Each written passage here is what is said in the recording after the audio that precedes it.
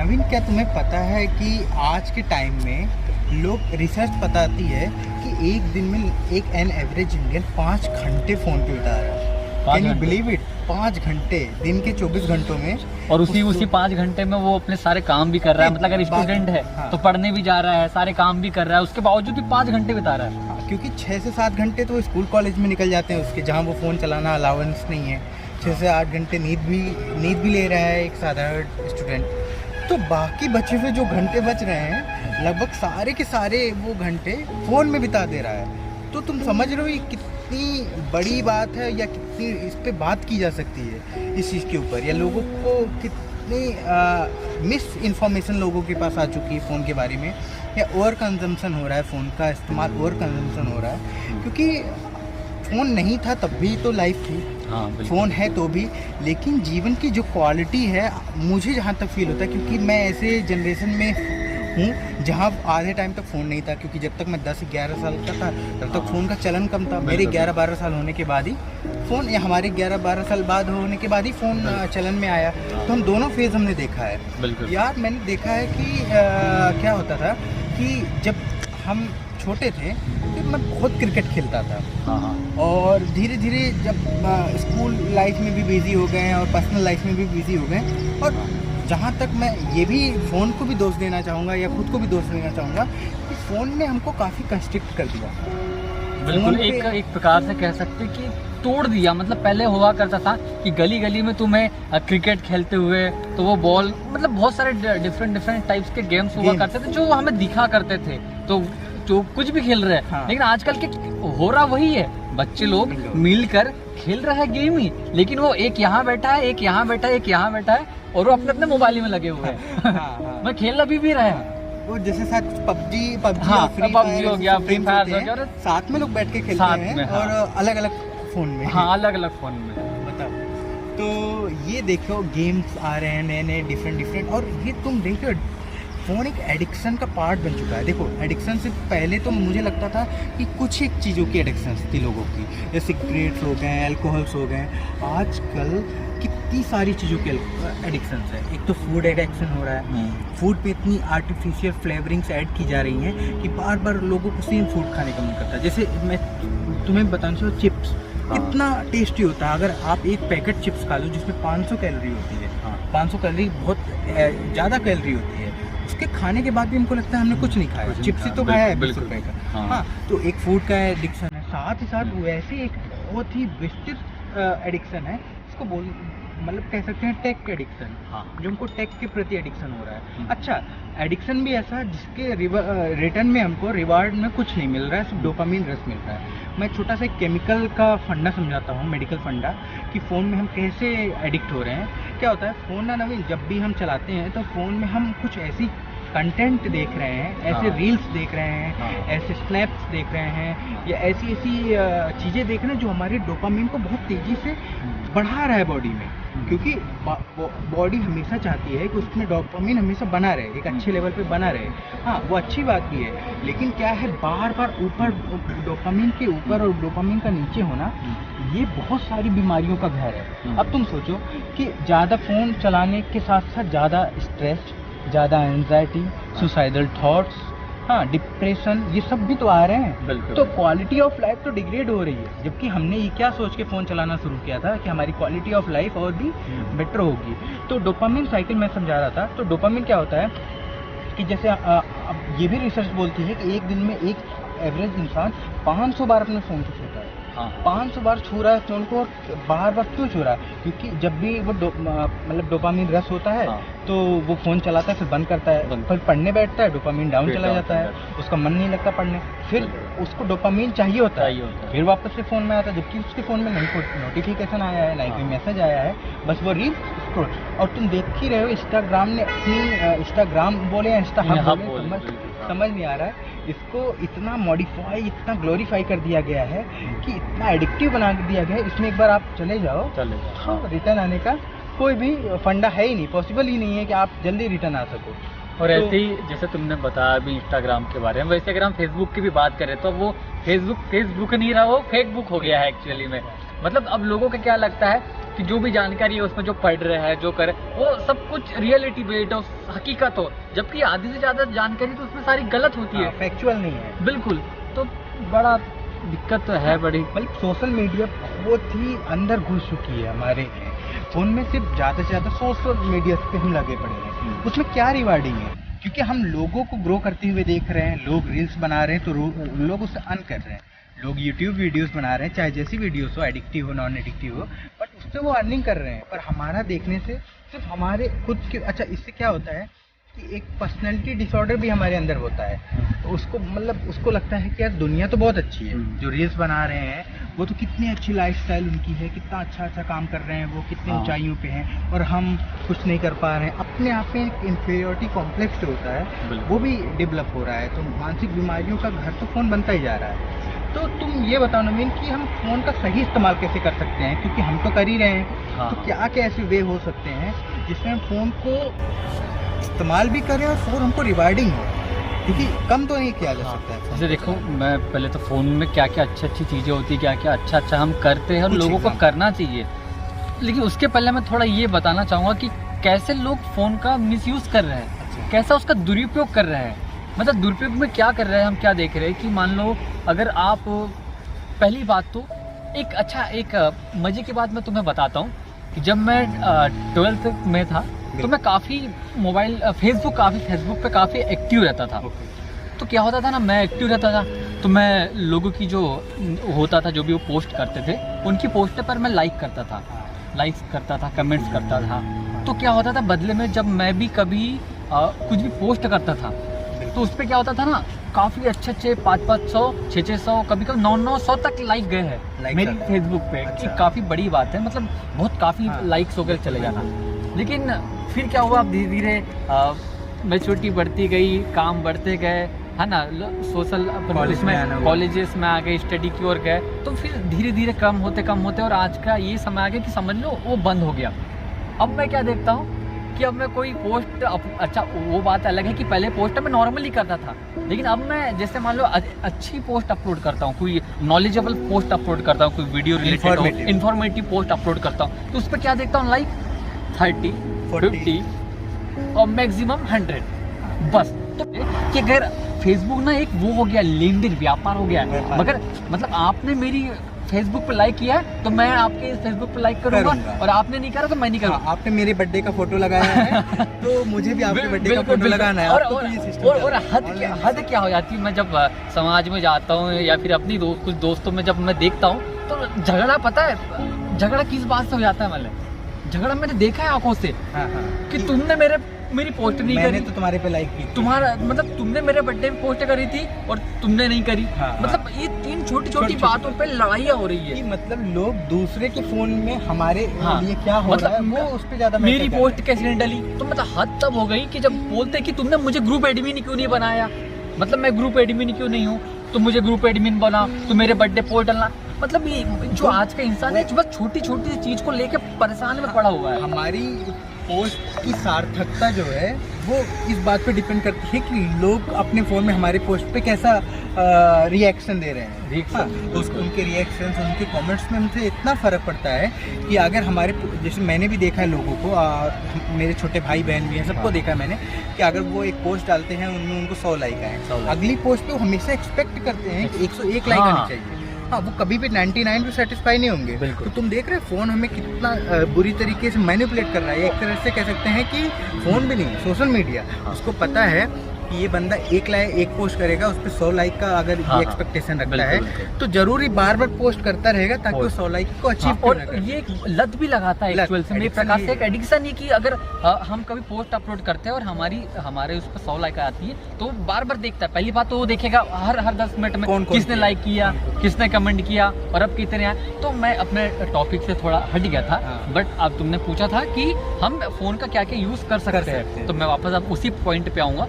तो देखो क्या है ना कि आज के समय में फ़ोन का यूज़ करना इतनी सारी चीज़ें, लेकिन बस बात वही मुझे समझ नहीं आता कि लोग अच्छी चीज़ों के यूज़ कैसे नहीं करते हैं। जैसे कि सबसे पहले अगर हम बात करें तो जो नोट्स होते हैं बिल्कुल उसका कितना यूज़ कर सकते हैं। फ़ोन में notes जो का। notes होता है। फ़ोन में जो नोट्स का ऑप्शन होता है उसमें अगर आपके अंदर जो भी टैलेंट हो आप उसमें कुछ भी नोट कर सकते हो, होमवर्क रख सकते हो, कुछ भी चीज़ें Daily journal लिख सकते हो। अपनी डिक्शनरी उसको बना सकते हो, वर्ड मीनिंग्स लिख सकते हो। क्या यूज़ नहीं है उसके। हाँ, बल्कि ठीक है। जो पेन और कॉपी का हाँ। यूज़ है वो सारी यूज़ आप अपने नोट्स में कर सकते हैं। बिल्कुल वो हम सब कर सकते हैं उसमें। और दूसरी बात कि एक तो नोट्स हो गया अपने, ठीक है।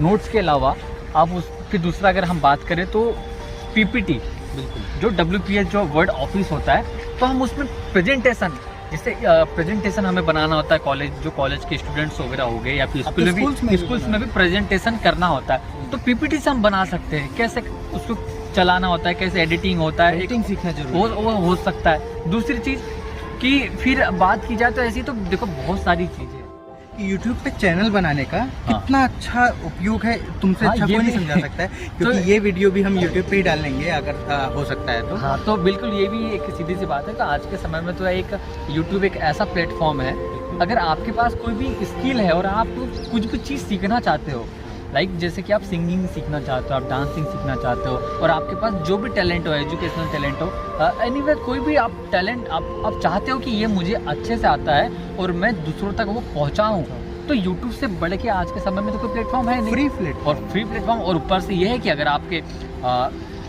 1 ईयर के पहले अगर आपके 1000 सब्सक्राइबर्स एंड 4000 घंटे का वॉच टाइम कंप्लीट हो जाता है, तो आप उससे अर्निंग भी आपका कितना टाइम मोनेटाइज हो जाएगा, अर्निंग भी इससे आप अच्छा साइड टू साइड आप अर्न भी कर सकते बिल्कुल। हैं तो आराम इससे अच्छा क्या ऑप्शन हो सकता है। तो एक यही है कि से। तो मतलब अगर मैं जनरली आप लोगों को कुछ रिकमेंड करूं या उन्हें क्या करना चाहिए, तो उनमें ये हम जरूर कर सकते हैं कि आप यूट्यूब पे ज़रूर आइए। हाँ, यूट्यूब पे उससे मुझे लगता है कि आप वो एडिटिंग सीखेंगे, क्योंकि आज के आने वाले टाइम में एडिटिंग एक बहुत ही खुला ओपन प्रोफेशन है, जहाँ पे कोई भी इंसान आके अगर उसके पास स्किल्स है, उसके पास टैलेंट है इस चीज़ में, तो ज़रूर ग्रो किया जा सकता है। एडिटिंग बहुत ही इम्पोर्टेंट है। और ऐसी एक वाटर वाला भी ऐप आता है।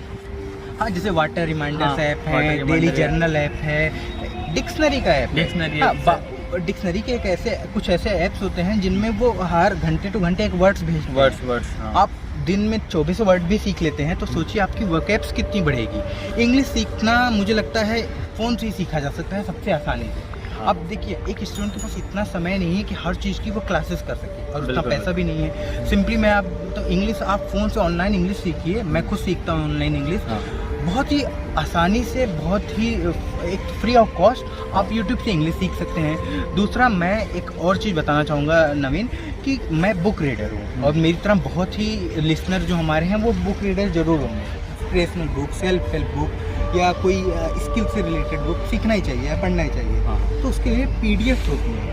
मैंने देखा है कुछ ऐसे ऐप्स हैं, जैसे PDF ड्राइव नाम का एक ऐप है, वहाँ पे आपको हर 100 में से 90 बुक्स फ्री में मिल जाएगी। आप PDF, आप सोचिए आपके पास एक 6 से 7 इंच की स्क्रीन है, किसी के पास लैपटॉप या टैबलेट्स भी हैं, और भी बड़ी स्क्रीन है, 10 इंच की स्क्रीन है, तो उतने बड़ी स्क्रीन पे आराम से पढ़ा जा सकता है। मैंने बहुत सारे फ्रेंड से जब बोला कि भाई लोग पढ़ो बुक, किताब फ़ोन में पढ़ो, तो उनका क्या कहना था कि फ़ोन पढ़ने से आँखें चुभती हैं। मैंने उनसे यही क्वेश्चन पूछा, 3 घंटे आप लगातार एक टक लगा के मूवी जब देखते हो, या 3-4 घंटे स्क्रॉल करते हो, या अपने फ्रेंड्स, अपने गर्लफ्रेंड बॉयफ्रेंड से जब बात करते हो फ़ोन में या कान में लगा के, तो उस टाइम वो प्रॉब्लम्स नहीं होती है। देखो, एक्सक्यूज़ हमेशा इंसान के पास, देखो एक्सक्यूज़ वही देता है जिसको उस चीज़ सीखनी नहीं होती है। जिसको सीखनी होती है वो अगेंस्ट द टाइड को बोले तो नदी की विपरीत धारा में भी तैर सकता है वो।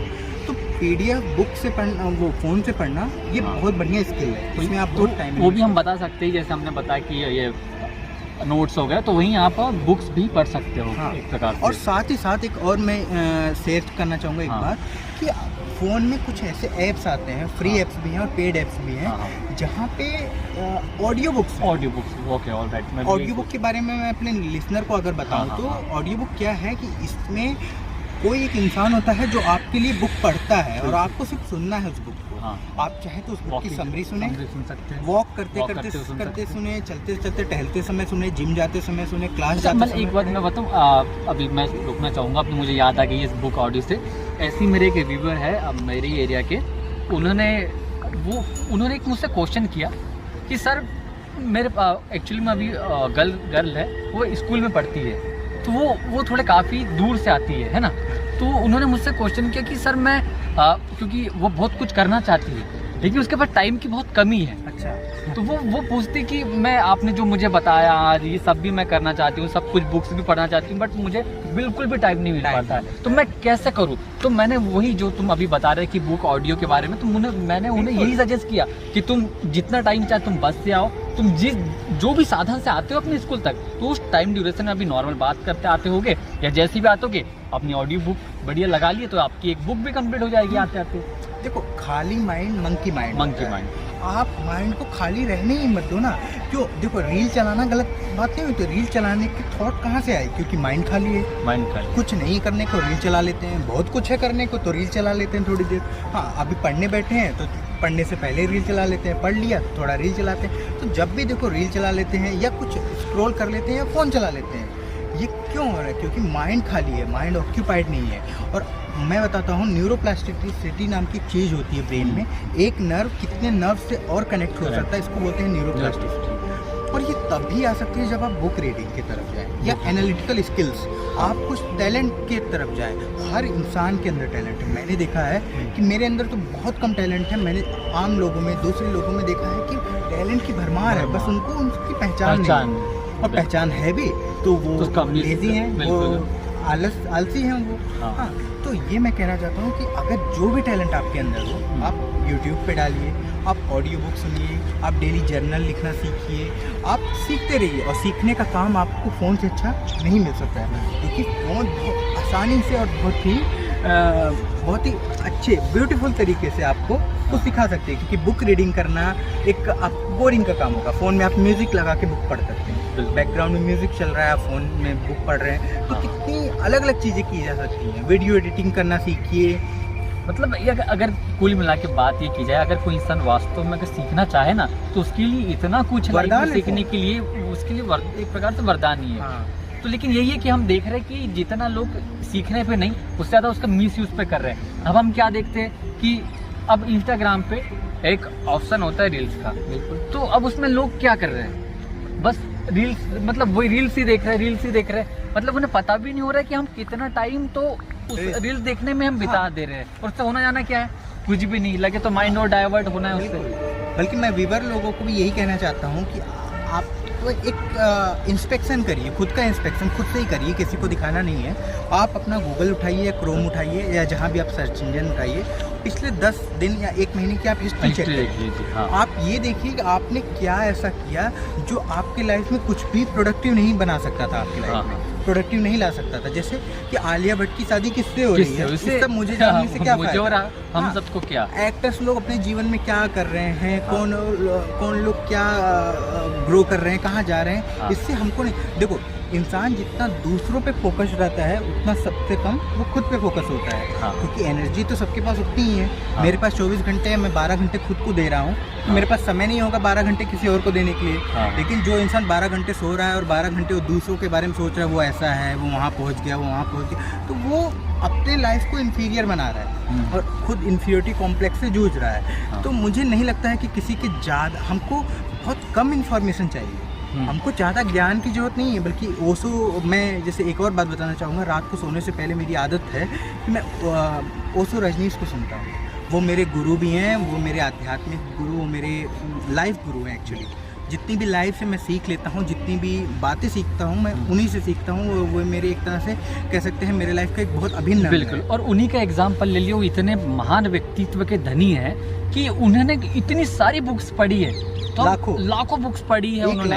1 लाख बुक, मतलब भारत में मुझे तो नहीं लगता कोई और होगा जिन्होंने उनसे ज़्यादा बुक्स पढ़ी हो। उनकी हिंदी बोलने की स्किल्स, इंग्लिश बुक, मतलब मैंने उनकी इंग्लिश की पॉडकास्ट जब मैं उनकी इंग्लिश की जो स्पीचेस सुनता हूँ, टीचर सुनता हूँ, तो मुझे वर्ड मीनिंग नोट करने पड़ जाते हैं। तुम सोचो, अंग्रेज जो लोग हैं वो भी डिक्शनरी लेकर बैठते हैं कि जब वो स्पीच देते थे, तो सोचो वो उन्होंने 1 लाख बुक्स पढ़ी। तो इससे ये मतलब इंसान समझता है कि जब इतना महान व्यक्ति जब 1 लाख बुक पढ़े कि आप कह सकते हैं महान बन सकता है, या कह सकते हैं कि उतना महान इंसान भी 1 लाख बुक्स पढ़ सकता है, तो हम क्या है, हमें तो पढ़नी चाहिए, हमें तो फिर पढ़ना ही पढ़ना चाहिए ना। बिल्कुल हमें पढ़ना चाहिए। अब तुम ये देख लो कि देखो, हमको बनना है महान व्यक्ति।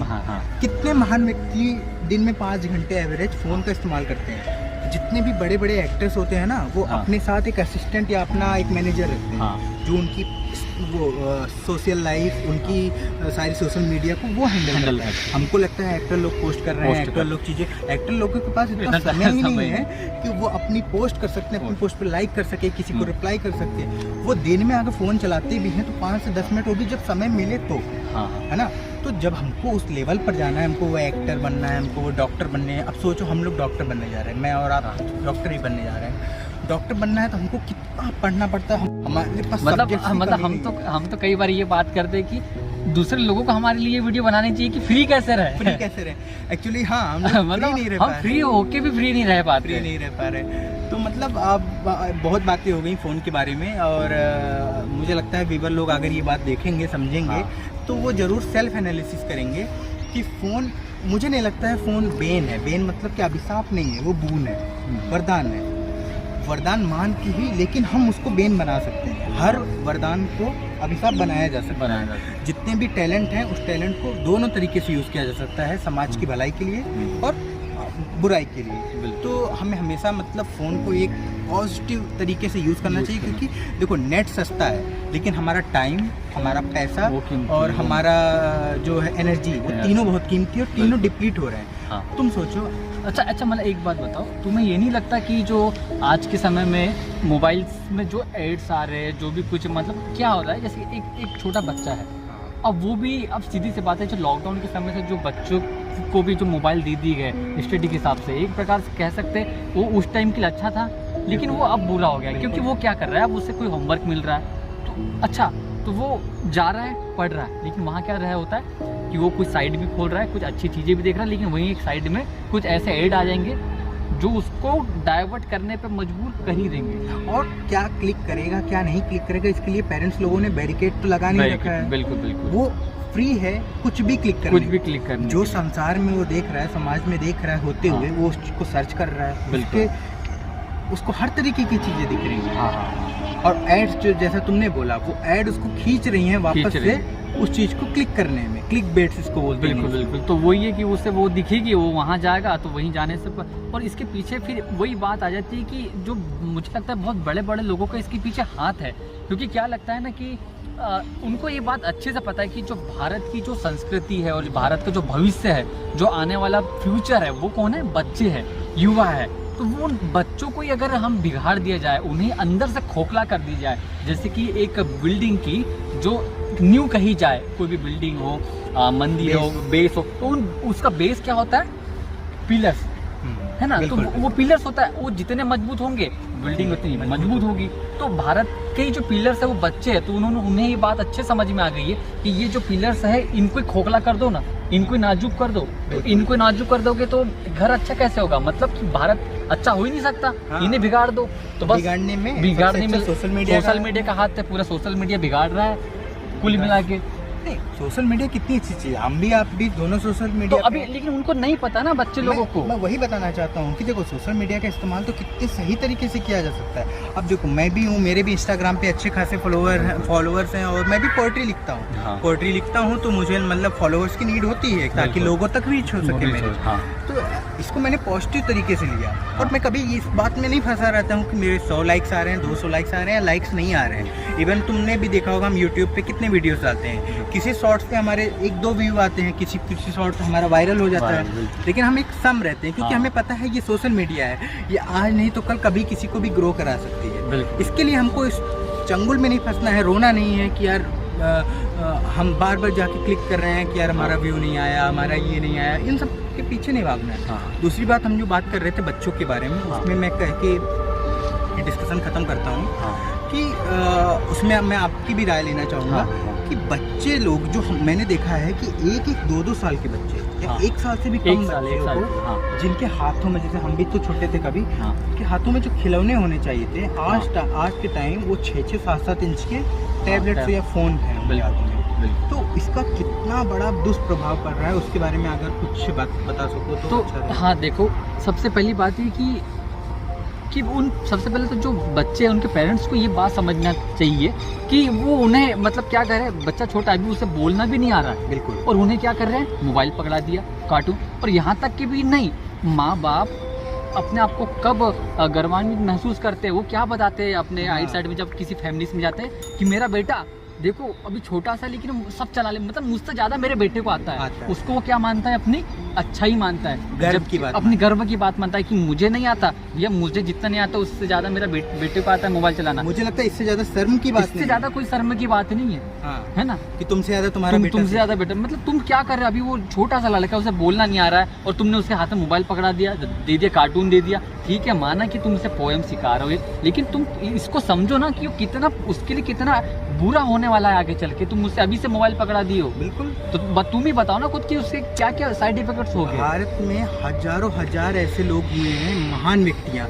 अगर हम एक व्यक्ति के बारे में अपने बच्चों को बताएं तो 10 साल लग जाएंगे, उन व्यक्तियों के बारे में ख़त्म नहीं होगी बातें। हाँ। सोचो हमारे बारे में हमको कितने लोगों के बारे में पता है। हमको पता है सावित्रीबाई फुले कौन है, हमको पता है ज्योतिबा राव फुले कौन है, क्योंकि नहीं पता चलेगा। हमको ये पता है आलिया भट्ट कौन है, या ये एक्ट्रेस, या प्रियंका चोपड़ा कौन है, ये सब के बारे में पता है हमको। लेकिन हमको जो हमारे एंशेंट एमिनेंट पर्सन, प्रसिद्ध पर्सन रह चुके हैं, जो हमारे स्वतंत्रता सेनानी रहे हैं, जो बड़े बड़े शासक रहे हैं हमारे भारत में, इनके बारे में हमको कितना नॉलेज है। और नॉलेज है भी तो वो फेसबुक का नॉलेज है, जो कि रॉन्ग नॉलेज है। तो मैं अपने बच्चों में या अपने हमारे लोगों में यही इनकलकेट करना चाहूँगा कि जितना ज़्यादा उनको चीज़ें लोगों के बारे में सिखा सके, क्योंकि मुझे नहीं लगता कोई कार्टून किसी को इतना इंस्पायर कर सकता है कि वो कुछ कर सके लाइफ में। कार्टून गंदी बेकार चीज़ें सिखाता है, एक ऐसी चीज़ें सिखाता है जो पॉसिबल ही नहीं है। कार्टून में क्या होता है, कार्टून बिल्डिंग से कूद रहा है नीचे और उसको चोट नहीं लग रही है। तुम सोचो बच्चा भी कभी कभी ये ट्राई करने की कोशिश करता होगा, चलो मैं भी कूदता हूँ, क्या पता वो कूदे ना हो, लेकिन एक चीज इसका इम्पैक्ट तो पड़ता ही है ना कि जो जैसे देखेगा वो उसे फिर करने का ट्राई करे, उसको लगे कि जीवन ऐसे ही है।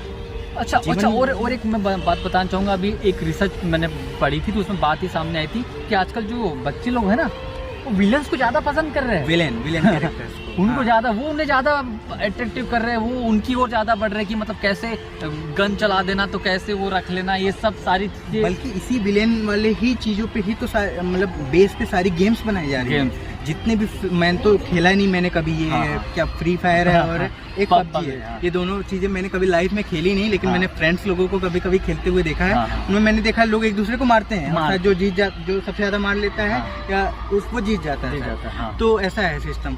तो ये मैंने देखा है कि लोग कितना मर रहे हैं, कितना मार सकते हैं लोगों को, ये मारना पीटना, ये तो इससे एक माइंड में वायलेंस वाली थिंकिंग, आप कभी काम नहीं हो सकते ना, आप माइंड में वायलेंस होगा कि जैसे कभी मान लो किसी लड़ाई भी हो रही है तो आपको वही गेम वाला, वही मूवीज वाला वही सीन रहेगा कि नहीं मैं भी इसको ऐसे मार दूँ, वो कर दूँ, और ये हो भी रहा है। बिल्कुल कि वायलेंस ही बेस्ट वे है टू लिव द लाइफ।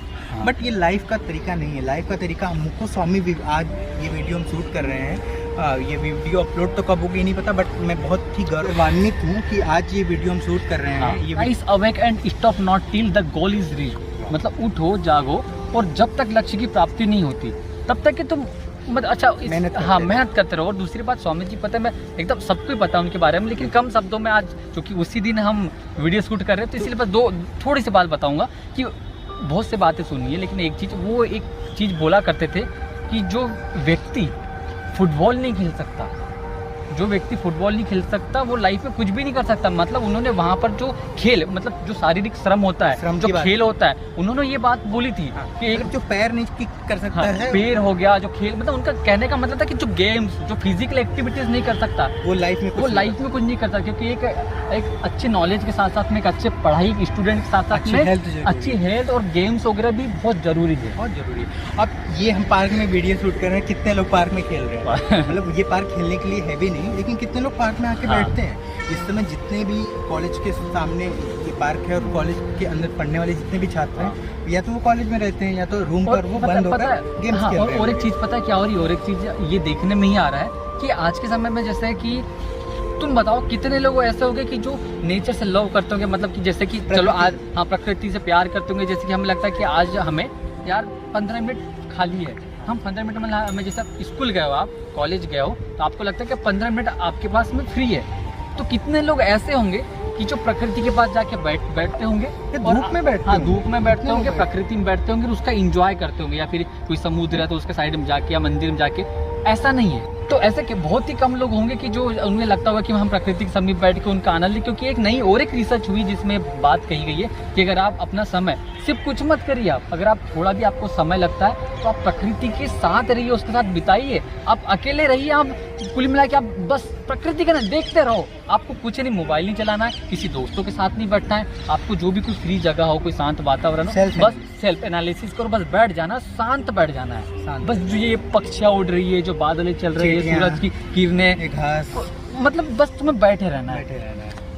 ये तब ना होगा जब इंसान फोन से हटेगा या फोन कम चलाकर प्रकृति के साथ भी अपना समन्वय करेगा। बिल्कुल बिल्कुल। तो डिस्कशन का अंत सही से करते हैं, यहीं पे करते हैं, क्योंकि डिस्कशन में हमने यही सब बातें की कि फ़ोन एक तरीके से बून है हमारे लिए। हाँ। लेकिन बून तभी तक है जब तक हम उसके बारे में सही तरीके से उसको यूज़ कर सकते हैं। उसके बारे में हमें सही नॉलेज होनी चाहिए, तरीके पता होना चाहिए, स्किल्स पता होने चाहिए, हमको स्किल्स सीख जानी चाहिए अगर नहीं पता है, और समय इतना नहीं होना चाहिए हमारे पास कि हम सिर्फ फ़ोन चला सकें। रिलेशनशिप्स भी हमको बिल्ड करने होते हैं, लोगों से बात करनी होती है, अपने घर वालों से बात करिए, प्रकृति में बैठिए, अपने दोस्त, अपने टीचर से बात करिए, किताबें पढ़िए, और अपने जीवन के जो चीज़ें हैं, जीवन के जो सामान्य जीवन की चीज़ें हैं, कपड़े आज धोने हैं तो आज धोने हैं, बर्तन आज धोने हैं तो आज धोने हैं, खाना अभी बनाना है तो अभी बनाना है, फ़ोन डिले नहीं करना चाहिए हमारी चीज़ों को।